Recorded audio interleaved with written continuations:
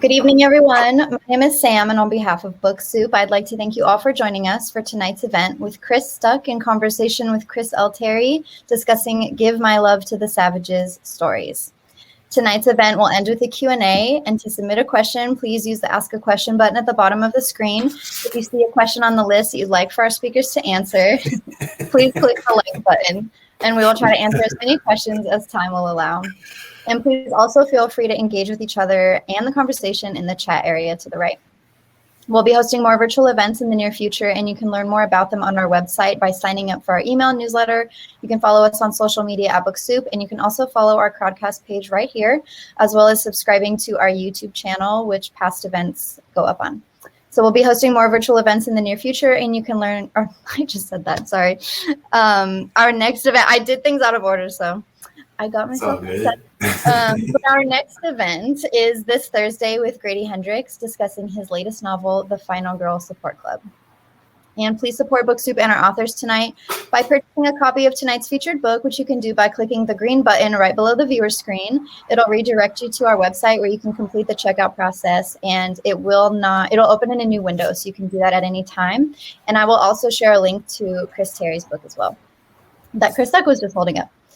And we're also open for in-store browsing. So if you're local to Los Angeles, please stop by the store 10 a.m. to 7 p.m. and we'd love to see you.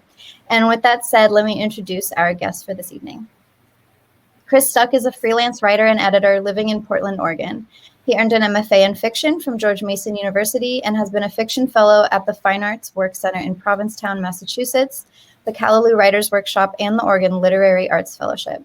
He's a Pushcart Prize winner, and his work has been published in American Literary Review, Bennington Review, Kijibe, Callaloo, Meridian, and Natural Bridge. Chris L. Terry, our other guest tonight, is the author of the novel Black Card, about a mixed-race punk bassist with a Black imaginary friend. NPR called Black Card hilariously searing and listed it as a best book of 2019. Terry's debut novel, Zero Fade, was on the best of 2013 lists by Slate and Kirkus Reviews. He was born in 1979 to a Black father and white mother and lives in Los Angeles, where he teaches creative writing and works as a screenwriter. And without further ado, I'm going to turn the camera over to Chris and Chris. Thank you both so much for being with BookSoup tonight. And please sit back, relax, and enjoy the presentation, everyone. Thanks. All right. Chris. What's up, Chris? I got an idea. I think we need to, I'm going to hold up your book and you hold up mine. There you go. So then people are going to not even know who's who anymore. Yeah. You be me and I be you. There you go. I'm going to get all single white female on you. Take over your life. Hey, everybody. I'm Chris Stuck. Thanks for coming to my event. I'm about to read from my book. Yeah, do that. All right, Chris, please read from your book for us. Okay. Yeah. Here's my book as we've been flashing it. It's 9 stories. Since you're in LA and I'm virtually in LA, I'm going to read from the title story, which is in LA, set in LA. Where is it? Give My Love to the Savages. It was spring break. The riots had broken out, and I just flown into LA to visit my father. He picked me up from the airport in a new Porsche drop top, and before I could even get my seatbelt on, he was yelling, "Status report, Junie," right in my ear.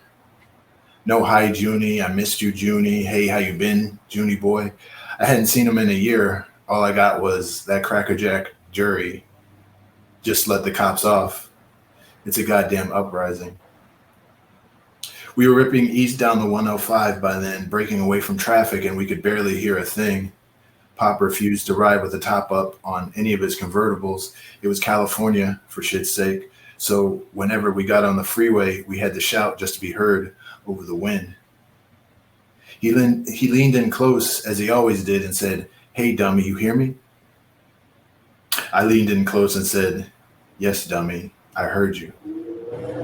Good, because it's a goddamn rebellion, Junie. It's a fucking revolt. I was 21 at the time and admittedly kind of a turd. When I was around my father, sarcasm was my mother tongue.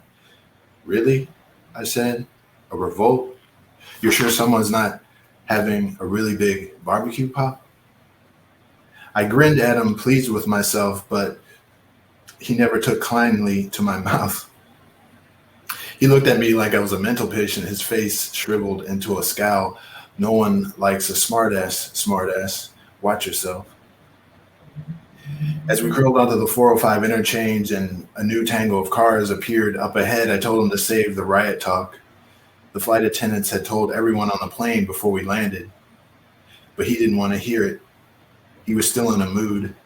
A few of his businesses had screwed the pooch earlier that year, and he nearly lost his ass. The possibility of losing more in a riot probably had his sphincter knotted up good. He kept making the same faces when he'd broken his ankle 2 years before, when the painkillers he was on made him ferociously constipated. So the flight attendants told you about the riots, did they? Well, that's just fucking awesome. Did they tell you what it's really like down here too? People looting and setting fires and shit? No, I shouted. But isn't that what people usually do when they riot, Pop? Loot and set fires and shit? He turned his head slowly and gave me the look, the icy gaze of ill intent he reserved just for me. He shouted, "Hey, smartass, what did I just tell you about being a smartass?"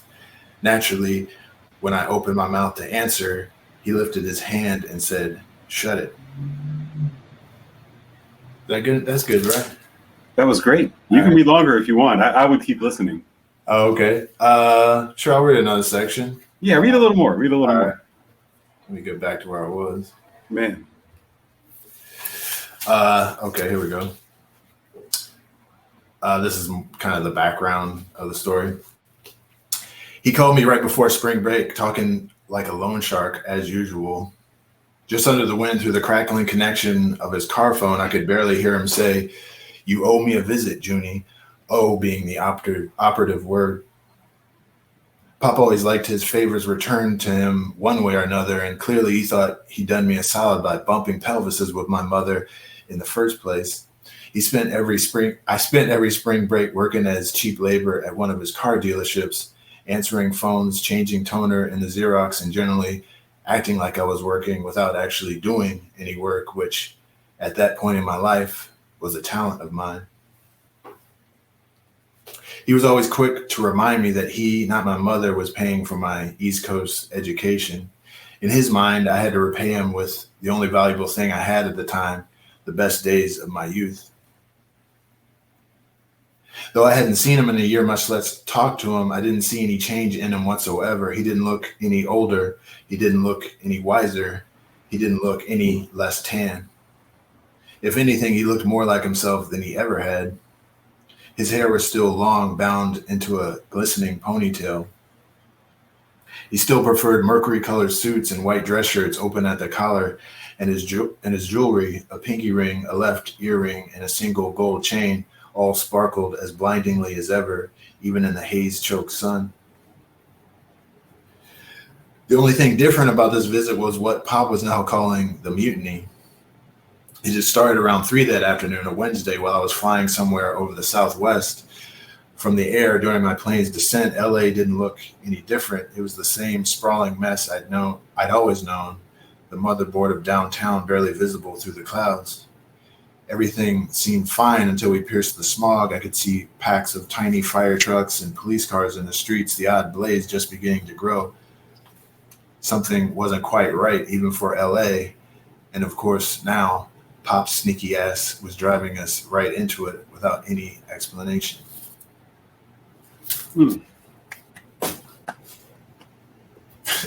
Everyone else is clapping. We just can't hear I'm them. sure they are. I'm really glad you read that section, because I was trying to remember if you actually said the dad had a slick back ponytail, or if I could just feel the slick back ponytail energy through the rest of the character. Yeah, it kind of emanates off of him. Yeah. Tell me more about writing that character. He's such a great villain and foil in this story. It was actually kind of hard because at first he was like he was just a total caricature, really. Like, the used car salesman kind of guy or whatever. But it took a while to sort of make him real and to make him seem believable and not... It's weird writing. It's weird writing like a villain, and I've never really had to do that. And like some of the other characters in the other stories are kind of not good dudes, but they're not villains. You know, the dad is just a straight up piece of shit, basically. So it was strange, you know, it's straight. But I've known villains, I guess, and I've known people who probably had villains for dads, you know, and you kind of stick away, you know, you realize you should stay away from them or whatever. So I just try to tap into whenever I'm writing something. If it harkens back to something, I just try to tap into that feeling I had maybe around a certain person or someone you like see in a bar. You're like, I'm not talking to that dude if he comes up. So yeah, there's something I like about the character is that he could be way more racist, but it's kind of like it's not exactly a dog whistle, but it's like you can just kind of feel it bubbling under the surface the whole time. Like it's kind of he's dehumanized the whole situation. Right. You can. I mean, I assume we both felt that with people, like, you know, throughout life. You realize they're not total, you know,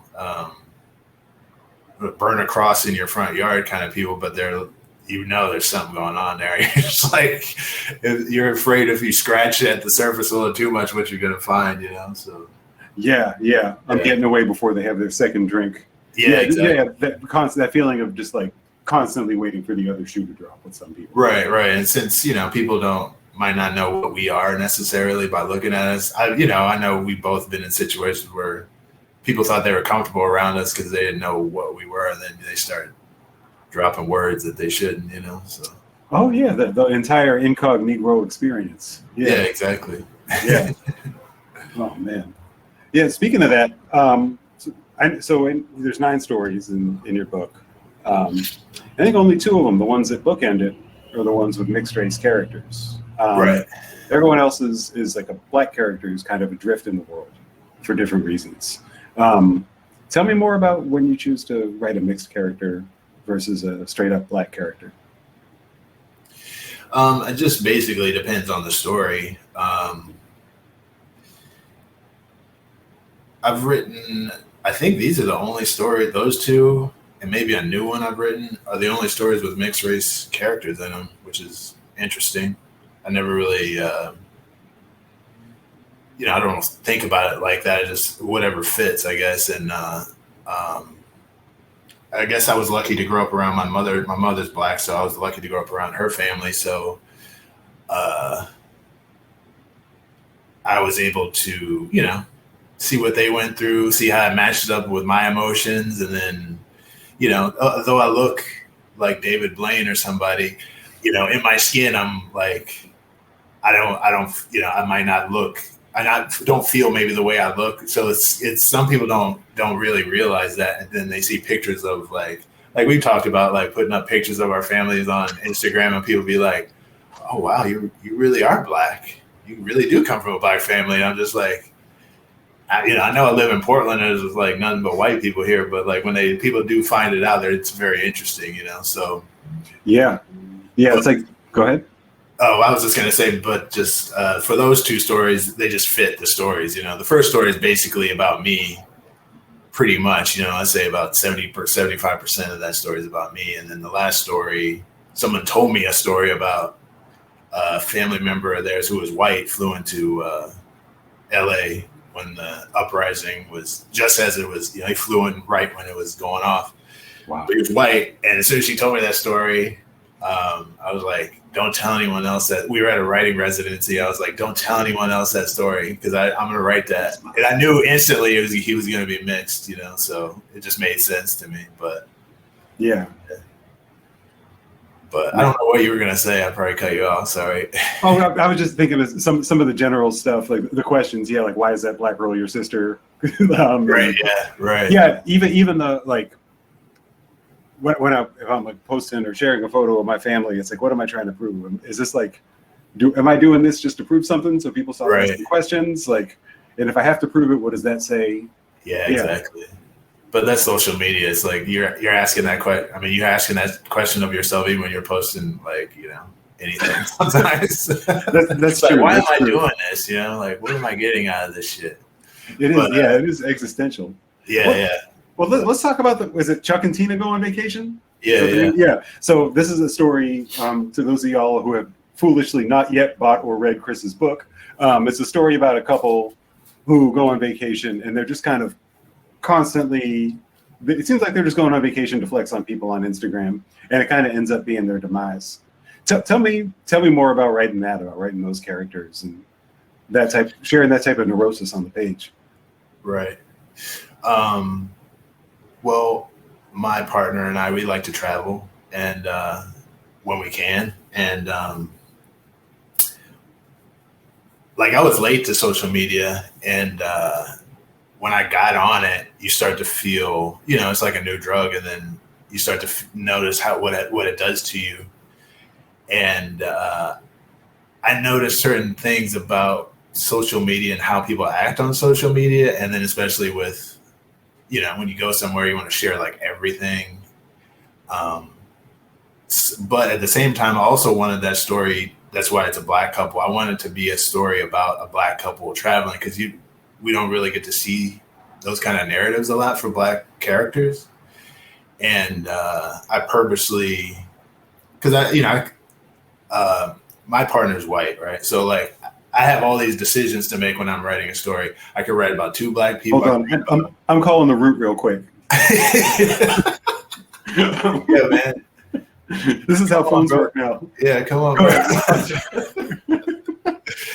So I could go so many different ways with stories, or if I'm want to explore different things, I can go interracial, I can go all Black, I can go mixed race. I could write just about two white people too. I was lucky enough to have good relationships with both sides of my heritage. But I think a lot of times I pick Black characters because, deep down I'm really Wesley Snipes, but also, I want new narratives for Black characters. And like a lot of times we're given, we're not given the same narratives that maybe white writers can give their characters. So I wanted to write a story about just, it's not even about race, it's more about them being American really, and being, they go to another country and they're kind of crybabies, and they're kind of, just being American tourists, and don't really realize their privilege, I guess, in that situation. And so I just really wanted to explore that and just have them be people and, go through some shit and be normal humans, Like I said, like, I don't know. Sometimes I get really mad when I see the narratives where it's sort of forced to accept, or, that publishing, maybe they just don't have any better ideas. And so they just go with what has always been done. So then, they don't take a chance on something else, Yeah. It's kind of risk averse. They know that something works, or, it's a bit like, well, part of me wants to say it's a business thing, but I think that's also minimizing the fact that, people don't always have a whole lot of imagination when it comes to Black people of other cultures from them. And by people, right, I mean white people. Yeah. I think that's why people keep latching onto the Get Out narrative. Like, some of these novels are like saying it's like Get Out meets this or Get Out. And even the writer's like, I don't like that. I don't like that comparison. But that's the marketing people doing that to maybe sell something or. Yeah, people know what Get Out is. It was like with that Marlon James book where it was like, it's like African Game of Thrones. Like, right. Not really, but right. It is bloody. People do die a lot. But, right. Yeah. Yeah. I was interested in what you said just about like the going to another country to kind of realize your privilege as a Black person. It seems like you wrote this, 21st century version of the, James Baldwin, or was it Ralph Ellison who went to Paris? All like the Black artists and writers who went to Paris, in the early mid 20th century. And it's kind of like this is the update on that. Is this couple shit posting their vacation to Mexico? Exactly. Yeah. But some of it I was just trying to tap into sort of the competition that is just inherent in social media and how they fall into it, and like they go to Mexico basically. I don't know if you said that, but and they haven't been anywhere for a long time, but all their friends have been going to more exotic places, and so they're secretly kind of competing with them, but they're doing this because their relationship's sort of on the, they're having growing pains in their relationship. So that's, of course, they go there for the wrong reasons and it blows up in their face. So yeah, and blows up in other ways too, which you'll find out. Right. Yeah, definitely. That's a good one. Thank you. Well, yeah, I won't even say what kind of joke get that it was. when they read it. Yeah, that's right. Speaking of going places, where's the first place you're trying to go now that you're waxed, vexed, and ready for sex? Not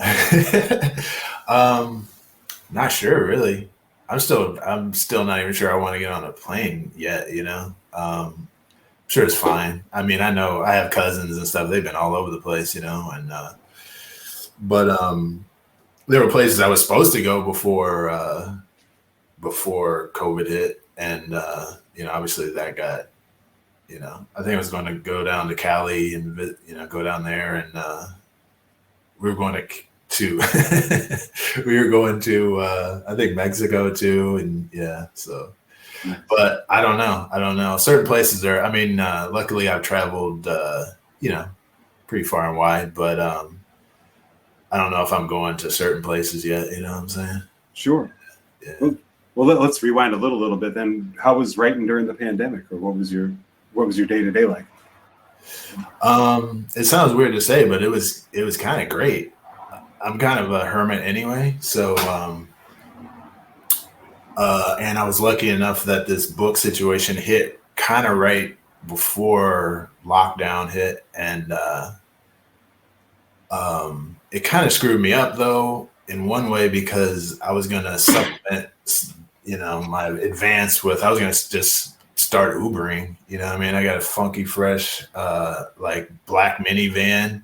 Sounds stupid, but the thing is fly as hell, right? So I was just going to Uber on the side and just write, but I was no way I was going to just do that with everything that was going on. So I just, luckily I had like a novel sort of 2/3 done. So I finished drafting that, and then, BLM and George Floyd happened, and it's not that I wrote directly about that stuff, but all that stuff was just in the air. I mean, I'm in Portland, like people were wilding, in downtown, and a lot of crazy stuff was going on every night. So you just hear about, all that stuff. And I had some other ideas that are similar, but I think sort of next level, or sort of a progression from the stories in this book, sort of about race and identity. I think some of them are more absurdist and maybe satirical, but there's a few more realistic stories in there. So I just started like going to town on those and drafting those. So they're still rough, but I got some work done. Yeah. So are you going to follow that short story collection, then a novel narrative that you were writing about on Lit? I hope so. So. Yeah, the novel's done. I mean, it's done enough for editors to look at, or an editor to look at. I don't know what's going to happen with that, obviously, but I hope somebody picks it up. Me too. That's great. Yeah. But that's really good timing.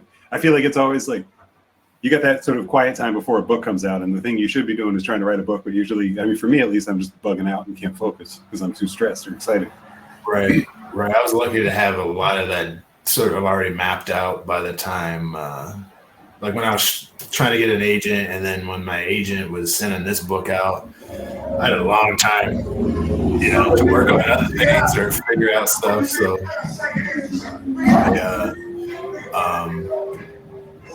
basically I just focused on it and didn't have to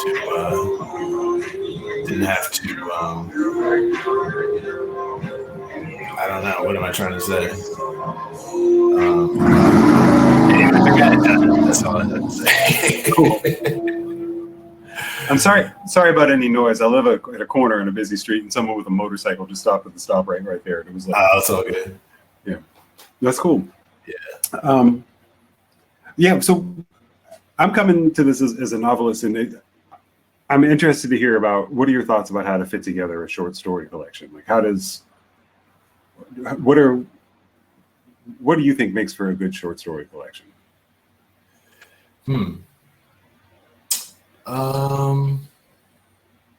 That's a good question. Well, not necessarily. Well, what do you like in one, or what do you aim to do? I guess I'm into story collections that are, this kind of ties into that thing I wrote for LitHub. I'm not against like linked collections, but I kind of like, and I guess it's because I came up reading collections that were more linked thematically instead of sort of linked but I love linked collections, like Drown, whatever, the things they carried, all that stuff. But I guess I'm more into just stories that are about different, each story is something about something else. And I prefer if they're like saying something about the world, I guess, or if there's, and this isn't like that writers who aren't of color can't say anything about the world. I guess I'm just attracted to collections that do in the way that I'm interested in, like as far as race and identity and things like that. So, but I mean, ultimately I like stories. I like writing that just has snap. That's, to me, is seems creative and different, something I've never seen before. I think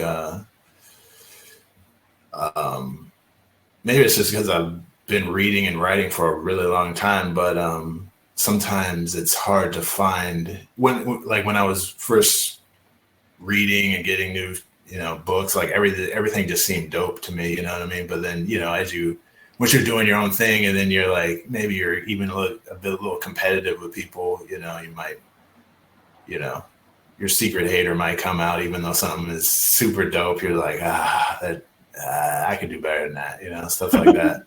Sure. But yeah, I mean, I tend to be more of I like longer stories. I'm not really into like flash stuff or shorter things. It's just not something I've ever gotten into. I've never written that stuff, and I've really never read very much of it. But so I guess I like stuff with like multiple scenes and like not necessarily like flashbacks and stuff, but like my cat's walking over there. Mine's probably going to join us in a few. Yeah. But multiple scenes, things with kind of a larger scope, I guess. Mm-hmm. Yeah.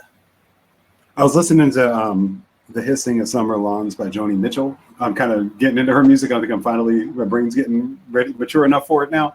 Oh, nice. And it's kind of all over the place. Like there's a bunch of different sounds, but then like you look at it holistically, and it just has kind of a whole. It has its own feel that ties it all together. But it's one of those things where it's hard to pick like one song off of it that's representative.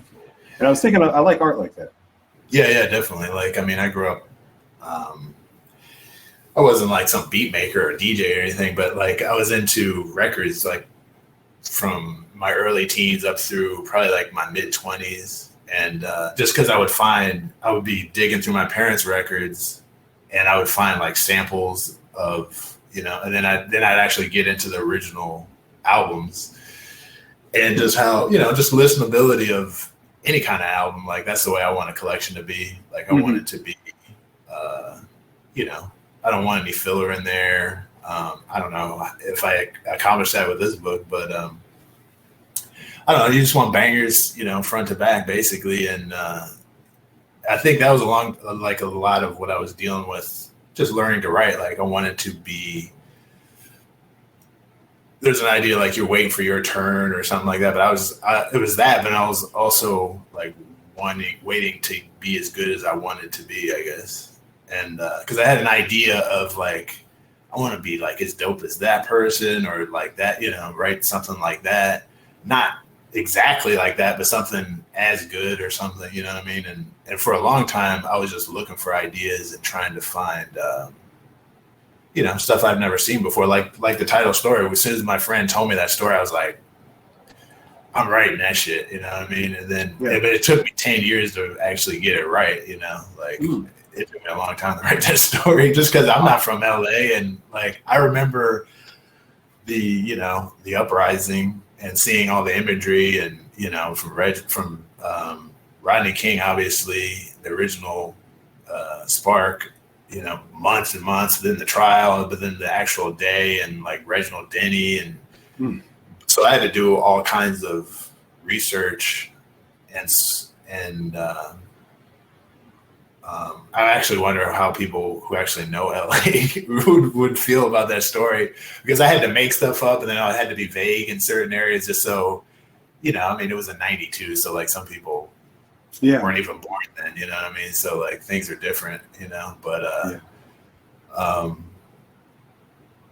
so I was just always trying to find like cool ideas, or ideas I thought were cool, and takes a long time, you know what I mean, like to do that sometimes. Yeah, for what it's worth, I lived here for about 8 years now, and that story rang true in terms of geography and place. How do you satisfy that inner critic that's like, no, we got to work on this for 10 years, we got to make this as good as it can be? Like, how do you satisfy that critic, or how do you know when something is done and ready to go? It's all just like feel, I guess, and if it doesn't feel right, like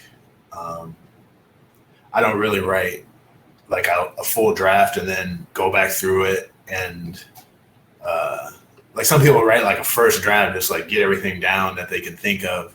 Like I'm pretty I just go until it doesn't feel right, and then I go back to the top and try and fix, and I kind of edit as I go, and then if I fix something, then I'll keep going, and then I just keep doing that, going up and down, going all the way until I get to the end.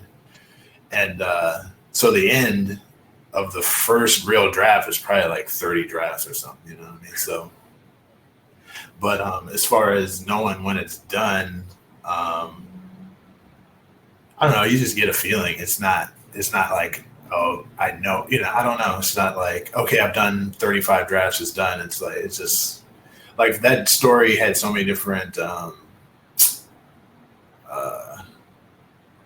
versions, different characters.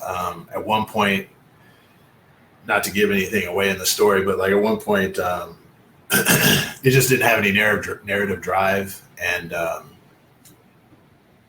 one point, so in the story now, they're driving around checking on his dad's used car dealerships.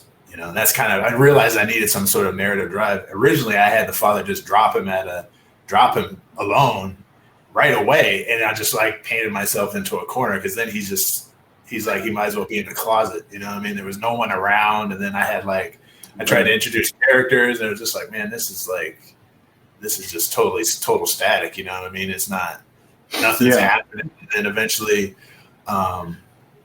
someone wrote I can't remember her name. She's a Black playwright, and she does like one woman shows me. She did this whole thing about the riots. Oh man, I can't remember her name. She's like older. I mean, you would know her. I can't believe I'm spacing on her name, but she wrote, it might've been like Twilight, I think was the name of it. Anyway, so she had all these one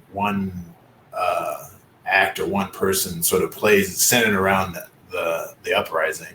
Mm-hmm. And one version of this story, like they're at the Beverly Hills Hotel. They're at, I was just like grasping. I'm like, what can I do to make this like LA and interesting? And then eventually I decided, what if they're just driving around, checking on things. And then I realized it was more like a, some Wallace. It's Wallace is in the house. So it would be more like a going down a rabbit hole for that story. You know what I mean? And once I figured that out, then there was still a lot of like getting the voice right. There's just so many different components, getting dialogue right. Like I still read some dialogue. I'm like, man, I wish I could have fixed that. Now, really? Sometimes. I mean, with everything I write, not just that story. Like, once my stuff's on the page, yeah.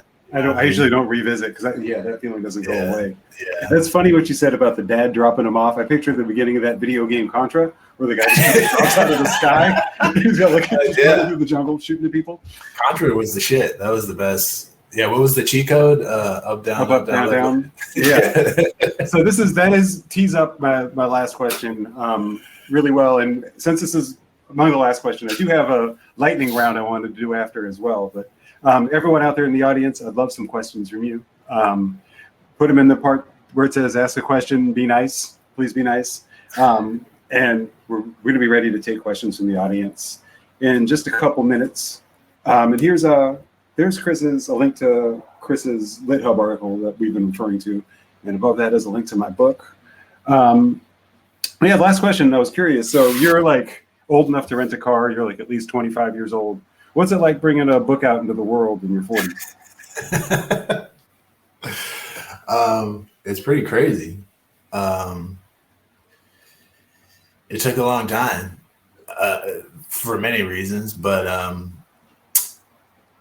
wrote a bunch of other books that were like, they were all right, but they just weren't it, and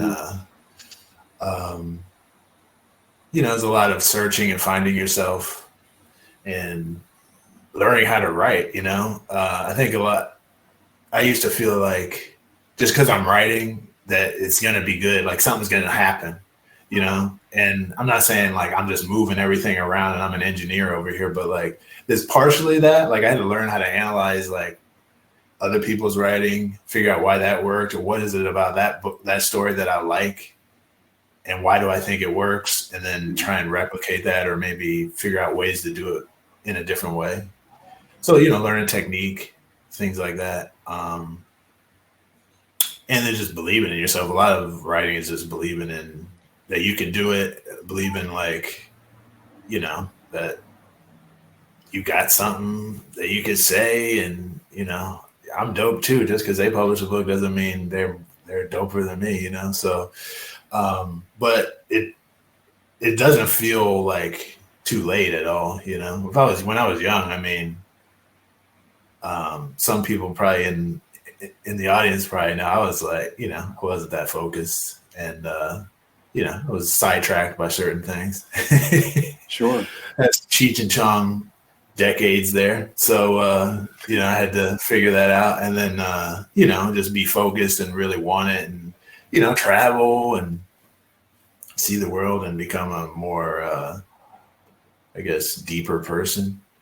Yeah. But I'm glad it's happening now and not back then. And, but it's really strange because, part of me probably thinks like people, maybe forgot about me, or, like, he's never going to do anything or whatever. And people have really been coming out of the woodwork, and really being supportive. And like, I'm tripping on like all the love from booksellers, they don't even know, you're just popping up like, like publicity and market. I had a private Instagram, so they were like, could you make that public while we're doing it? I'm like, all right. And then all of a sudden people started popping up. I'm like, these people are just great, and like they got a genuine love for all this stuff, and it's kind of weird. Like it makes me realize like, man, I should not be this jaded about life because so many people are so nice. Meanwhile, I'm thinking in my head, I'm thinking F them, F the, like not them, but I'm saying in my head, like you think the world is against you in some way. And especially in this climate, political climate. So it's so crazy that, like my mom's old ass coworkers buying the book. I'm like, oh my God, they're going to think I'm a nut, they're going to think I'm there's something wrong with me. You know what I'm saying? So whatever. Yeah. My wife's extended family is real churchy. They're like, so what's the new book called? And I'm like, oh, right. Okay. Yeah. I'll see you again in about 8 years, and it's going to be weird. Yeah, definitely. Well, while we wait for some more questions to start rolling in, I say we have one in the queue. I put together a list of lightning round topics, Chris. So I'd love to hear the first thing that pops into your head when I say some of these things. So first off, this one's going to be a slam dunk. Dukes of Hazzard. We've been talking about this a bit. Dukes of Hazzard. What first thing that pops in my head? Yeah. Oh, okay, right. Boss Hogg and his white suit. Mm-hmm. Why was he wearing a white suit in dusty ass Hazard County? That seems stupid, right? Yeah. You told me something else interesting about Boss Hog. Can I put you on front? Can I put you on front? Yeah. Oh, it was like how I thought he was black when I was a kid. Yeah, I thought he was black. He was kind of tan, and he had the his southern accent could go black a little bit, you know what I mean? So like always, and who else did I mention? The wrestler Dusty Rhodes and Tom Jones, yeah. Tan white guys, man, they look like us. So I thought maybe there was some heritage back there, So yeah, it's like how are you doing that? What are you getting right over here? Yeah, exactly. Okay, next up we have Christopher Kid Reed of Kid and Play fame. Kid and Play. Huh. What the first thing I think about? Yeah, what's the first thing that pops in your aside from the dance and the hair? Oh, okay. I wanted his hair when I was I wanted my high top fade to be that crispy and tall. But my hair is just too doesn't have enough kink to it, you know what I mean? Have you seen him now though? His hair is very like curly now. Like it's definitely not. It makes me wonder how his hair was ever that tight, Yeah. But now it's really like it's almost Jerry curlish, which is interesting. But I don't know. Maybe he ate up his hair with hairspray. I don't know. Yeah, that could have been. All right, I got one more. Then we're gonna go to some of these questions from the audience, but we can jump back into the lightning round. Potomac video. Potomac video. I don't know if we had that. Shit. Okay, I know you went. My wife went to George. My wife went to George Mason. Maybe we did. I don't remember. So but they had like. Go ahead. Oh, go ahead. Oh no, they had like Errol's video was one. Maybe she would remember that. Okay. Errol's, yeah. I know that was a video store somewhere in Fairfax County, like kind of near George Mason. So it may have been, but I don't remember. That was a lot, man. I smoked a lot of weed, bro. So fair. Okay, that was when I was reaching. I was hoping for a lightning striking moment. Yeah. Okay, it looks like our first question is coming in from Damien. Hey, Damien Bellavo. Got one question. Who's going to keep it to one? Do you plot before writing, or when does structure get imposed onto a piece? Yeah, I'm not a plot before writing. I'm not even a writing before writing. I kind of free write and then kind of discover what I'm doing as I go. Like I said, most of the time I'll have an idea and then I'll try to figure out like a way into it, and then like with a first sentence, and then I just kind of explore either the voice or whatever is happening in the story. And then at some point I realize I need like the narrative drive or something to like riff on in the story. So like in the first story, it's called Every Time They Call You Nigger. I was thinking about every time I've been called nigger, and I knew I could riff on that word and just kind of turn it around, look at it from different angles.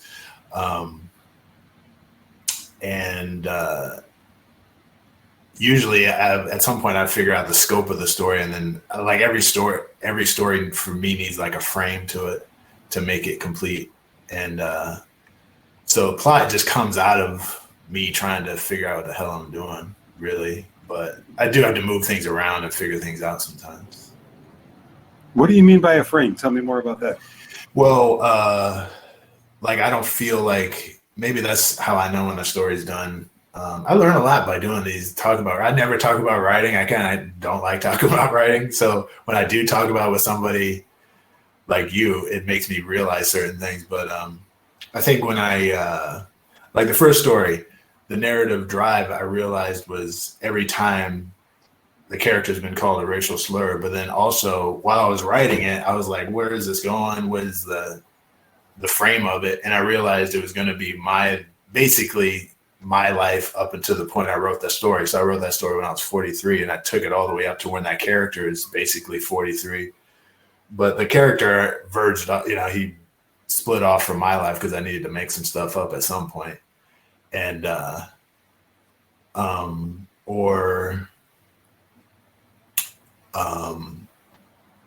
think I'm trying to think some of the like there's a story about the kid in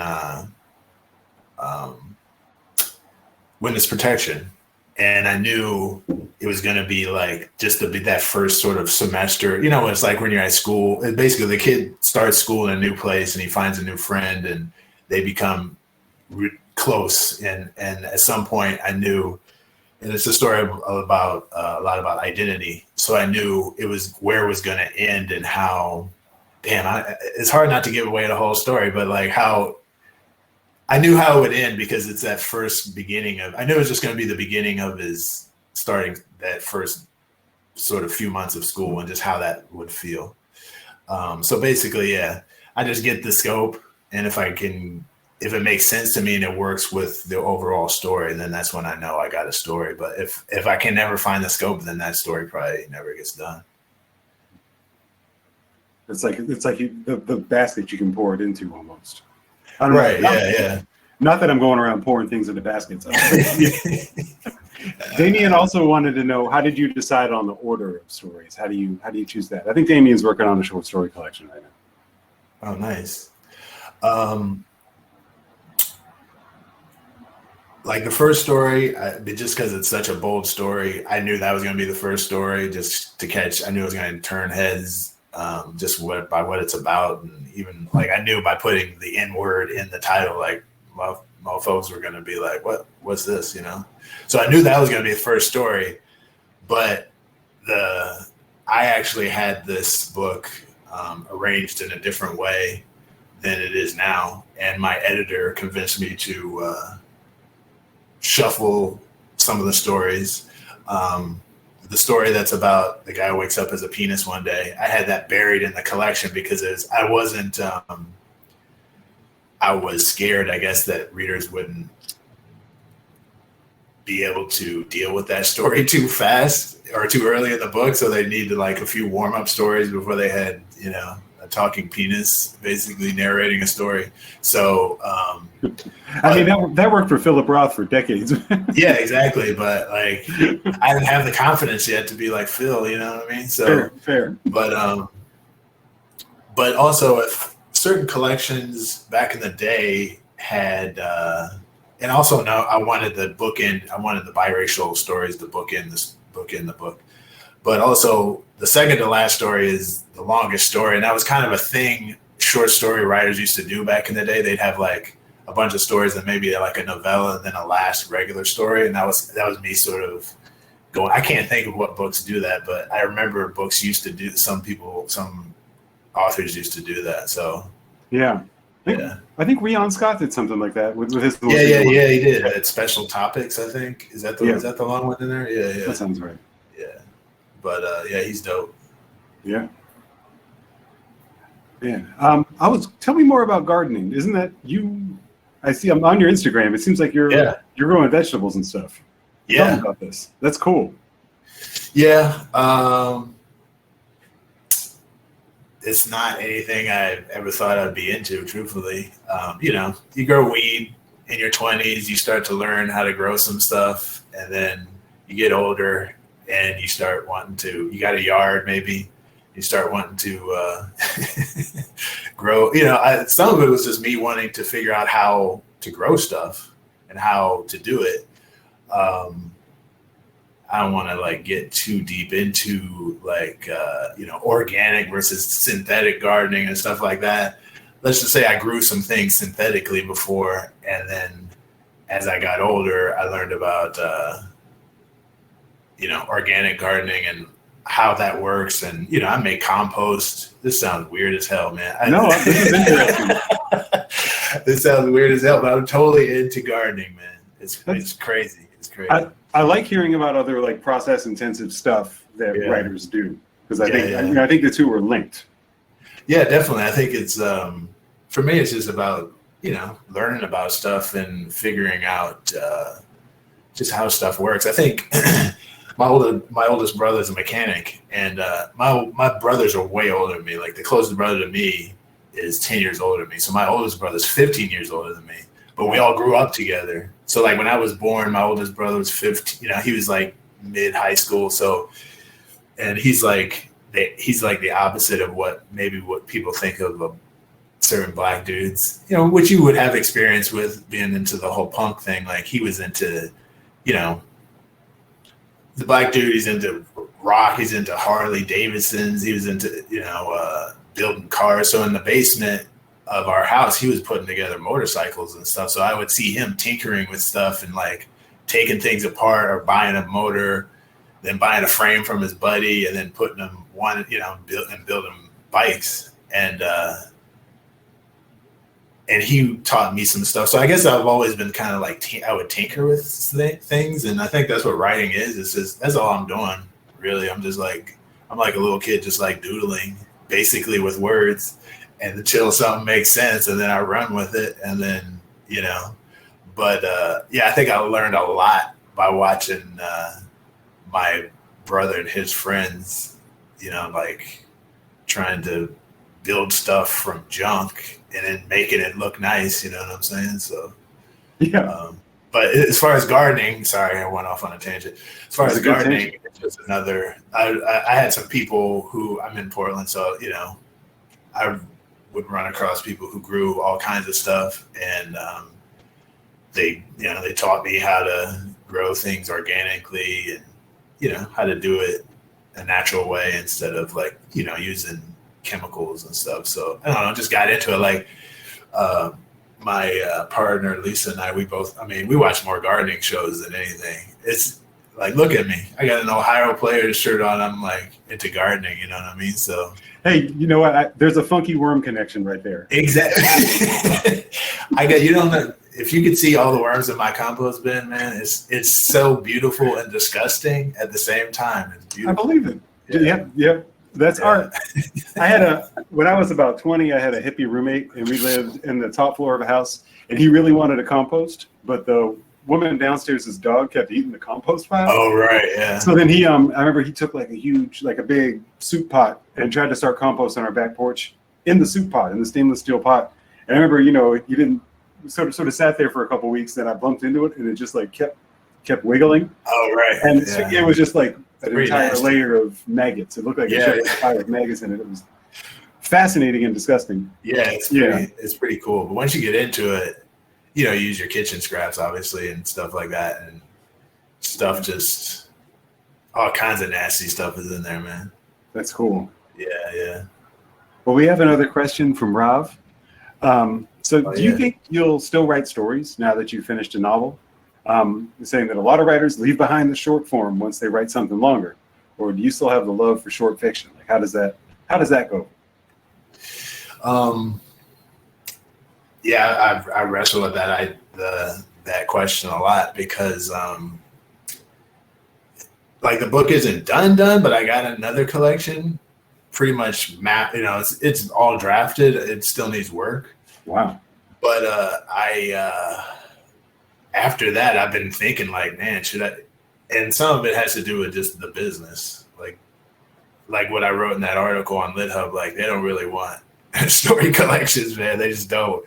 They don't really want them. And occasionally, like, I'm lucky as hell this one got picked up. And just to go into that a little bit, like a lot of people, my book sat out there for a freaking year, getting rejected, and then it was just dead silent. It was like crickets for a long time. And then my agent was like, "Nah, we're gonna keep." He believed in it, and that's cool.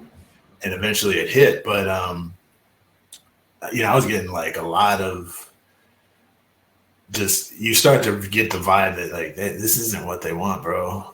They want novels, and even they don't even want your novel. You know what I mean? So like, it's just all this is just all the inspiring writers. I'm sorry for like putting this message out there, but like, to write stories, you gotta know like that shit might end up on a small press or no press. It might not. You might not end up anywhere. So you got to take some of that into account, but you still got to do what you're into, and fuck it. But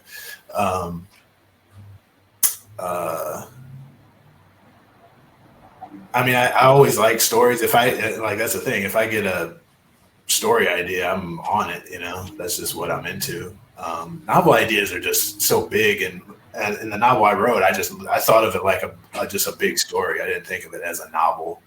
You know what I mean? Like, because I've done that before, and that it turned into like Ben-Hur or something. Like, it was just it was just too big for me to think about in my head, I guess. And, I was doing all the traditional stuff that people tell you to do. And I think writing stories made me understand narrative and story. So then it's like scope again. I just think of the novel as just a bigger scope story, I guess. So, yeah.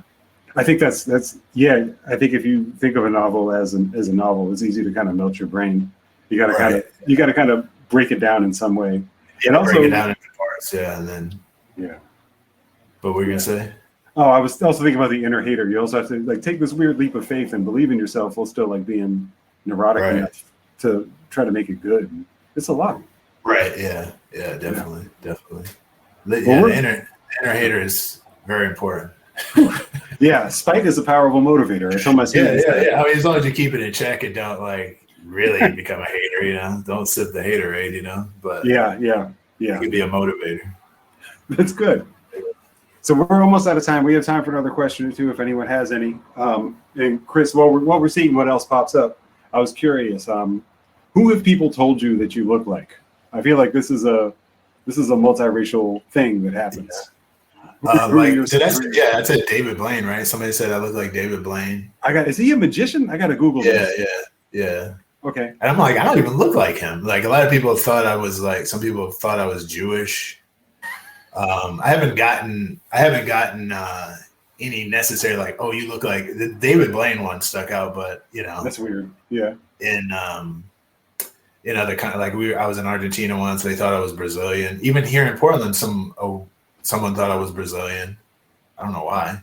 I had people ask me if I was Argentinian before. Really? It's interesting. I don't know. I mean, you went down there. I mean, there were blonde, blue-eyed people down there. So I'm like, how is this?